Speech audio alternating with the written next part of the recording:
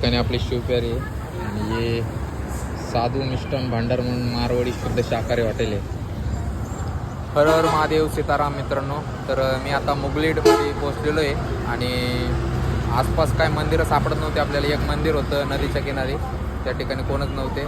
तर तिथून आपण पुढे आलो आणि हे छोटंसं असं मुगलीडमधलं बाजार आहे. या ठिकाणी अशा प्रकारे साधू मिष्टान भांडार हे जे की मारवाडी शुद्ध शाकाहारी हॉटेल आहे, या ठिकाणी त्यांनी आपल्याला 500 रुपयाला रूम दिलेली आहे.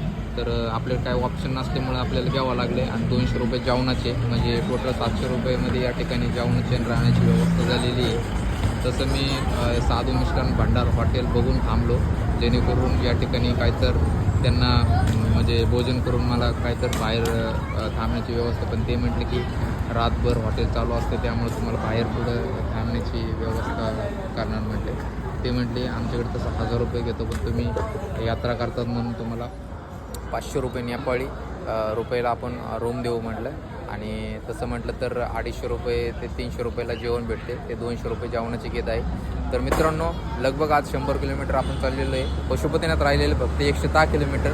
तर लवकरच पोचतो आहे आपण पशुपतीनाथला, उद्या संध्याकाळपर्यंत पोचतो आहे. तर चला, जे कोणी व्हिडिओ पाहत असेल व्हिडिओ शेअर करून आयडीला नक्की फॉलो करा.